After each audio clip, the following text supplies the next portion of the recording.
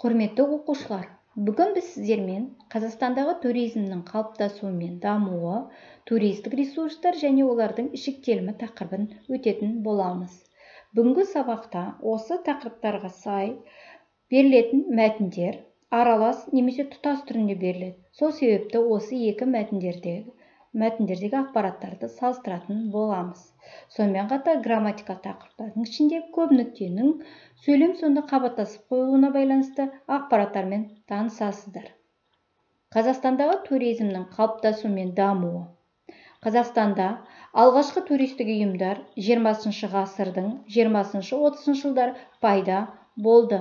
1929 жылы Алматы қаласында республикалық алғашқы ашылған оқу орны Абай атындағы Қазақ педагогикалық институтының дене дайындығы кафедрасының бастамасымен ел аумағы бойынша жорықтар ұйымдастырыла бастады. Бұл жорықтарға шаңғы, тау, жаяу туризм бойынша шықты. Шаңғы туризм бойынша Іле Алатауы және оның етегімен Қырғыз Алатау етегімен Бурное селосына дейін Жамбыл облысының Жуалы ауданының орталығына жорықтар ұйымдастырылды. Жаяу туризм бойынша жорықтар Іле Алатауы арқылы Қырғызстан аумағына бағытталды. Жорықтар 1941 жылға дейін жалғасып тұрды. 1950 жылдардан бастап республика бойынша республикалық, облыстық, қалалық туристік кеңестер, комитеттер, оқушылар станциялары жұмыс істей бастады. 1968 жылдары алғашқы шетелдік туристер қабылданды. Қазақстанда туризм саласы ұлттық ауқымда аздаған әлеуметтік-экономикалық әсермен бірқалыпты қарқынды дамып келеді. 2019 жылғы туризмнің дамуы бойынша ел экономикасына қосқан үлесі 5,6% құрады. Сол себепті бұл ретте 2025 жылға дейін туризм ел экономикасына қосатын үлесі 8%-ға дейін арттыру жоспарлануда. Қазақстанда 3,6 мың туристерді орналастыру орындары жұмыс істейді. Олар қонақ үйлер 2 миллион 1 мың, шағын үйлер және пәтерлер 1 миллион 1 мың, балалар лагерлері 120, мамандырылған демалыс үйлері 84, туристік базалар 53 және басқа да тұру түрлері түрінде ұсынылған. Барлық орналастыру орындарының жартысы Шығыс Қазақстанда 567 бірлік бар, Алматыда 540, Ақмолада 407 және Алматы қаласында 341 шоғырланған екен. Сіздерге туризм дамытудың жоғары әлеуетін білдіретін Қазақстанның басымдыққа ие топ 10 туристік аймағын ұсынамын. Бірінші, 2,5 миллион туристі қабылдай алатын Алакөл көлі тұр. Екінші орында 2,5 миллион 2,5 миллион турист қабылдай алатын Алматы өңірінің тау кластері орналасқан. Үшінші орынға 2 миллион туристік әлеуеті бар Щучье-Барабой курорттық аймағы орналасты. Төртінші орынға жылына 450 мың туристі қабылдай алатын Баянауыл курорттық аймағы қойылды. Бесінші орынға жылына 400 мың туристік әлеуеті бар Имантау Шалқар курорттық аймағы орналасты. Алтыншы, жылына 400 мың туристік әлеуеті бар Балқаш көлі болды. Жетінші, жылына 1,5 миллион турист әлеуеті бар Түркістан тарихи-мәдени орталығы орналасты. Жылына 750 мың турист ағыны бар Маңғыстаудағы жағажайлық демалысты қойдық. Тоғызыншы, жылына 1 миллион туристік әлеуеті бар Нұр-Сұлтан қаласында туризм. Және 10-шы, жылына 250 мыңнан 500 мың туристке дейін әлеуеті бар Байқоңыр туристік аймағы жатады. Енді келесі мәтін: туристік ресурстар және олардың жіктелімі.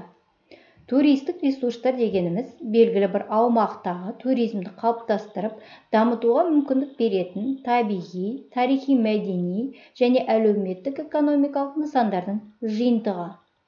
Табиғи ресурстарға табиғи орындар, рекреациялық орындар, теңіз, көл және мұхит жағаларының болуы мен олардың адамдардың демалыс үшін жарамдылығы. Жер бедері, минералды және термалды бұлақтар, өсімдік жамылғысы жатады. Ал әлеуметтік экономикалық тобына белгілі бір аумақтардағы туризмді материалдық, техникалық жағынан қамтамасыз етуге бағытталған курорттар. Туристік базалар, пансионаттар, демалыс үйлері, шипажайлар, қонақ үйлер, тамақтану орындары, арнайы дүкендер, байланыс бөлімшелері, емдеу мекемелері, ойын-сауық, сауықтыру және спорт орындары жатады. Әр халықтың ұлттық ерекшеліктері, оның ішінде тұрғын үй жағдайы, ұлттық тағамдар мен киімі, кәсібі, қолөнері, музыка мен фольклор, ұлттық ойындар, салт-сана, әдет-ғұрыптарын, ұлттық мейрамдарды тарихи-мәдени топқа енгізе алады екенбіз. Құрметті оқушылар, біз сіздермен екі тақырыпта екі түрлі мәтінмен таныстық. Алғашқы мәтініміз аралас мәтінді болды. Өйткені оның ішіне кесте, сызба, диаграмма, суреттер болды. Ал екінші мәтініміз тұтас мәтін, яғни сөйлемдерден құралған. Енді сізге тапсырма. Екі мәтінде берілген ақпаратты салыстырыңыз. Орындау үшін дескриптор берілген екі мәтіннің мазмұнын түсінеді, мәтіндердегі ақпараттарды салыстырады. Грамматикалық тақырып. Көп нүкте белгілі бір себептермен ойдың аяқталмай қалғандығын немесе айтылмақшы пікірдің толық айтылмағандығын білдіру үшін қойылатын тыныс белгісі. Көп нүкте мағынаға байланысты қойылатын белгі. Ол негізінен мынандай жағдайларда қойылады. Өлең немесе прозалық текстен кейбір сөз я кейбір тармақ түсіп қалса, онда көп нүкте қойылады. Сыртта тағы біреу бар ма? Бар, ол жағалбай ғой. Алынған цитаттан сөз немесе сөйлем қалдырылған жағдайда қойылады. Әуелі еңбек, ал онан соң және сонымен бірге. Сөз ең басты екі стимул болды, деп жазды Фридрих Энгельс. Осы екі стимулдың әсерінен маймылдың миы адам миына айналды. Үшінші, айтылмақшы ой желісі әртүрлі себептермен булығып сөйлей алмау, ой бөлініп кету, сөйлеушінің сөзін аяқтатпай бөліп жіберу, тағы басқа жағдайларда көп нүкте қойылады. Жоқ, ешкімде ұрған жоқ. Кейін айтам. Ана, төсек салып берші, жатқызшы. Құрметті оқушылар, бұл көп нүктенің қандай жағдайда қойылатыны туралы білдіңіздер. Ал енді көп нүктенің басқа тыныс белгілерімен, қабаттасуымен танысыңыздар. Ой аяқталмай үзіліп қалған жағдайда, оның бірінші бөлігі сұрау белгілі мағыналы болса, алдымен сұрау белгісі, одан кейін көп нүкте қатар қойылады. Ауа райын көрдің бе? Екінші, көңіл күйін білдіретін сөйлемдердегі ой аяқталмай, кілт үзілсе, тыныс белгілері қатар қойылады. Ақылдысын мұның?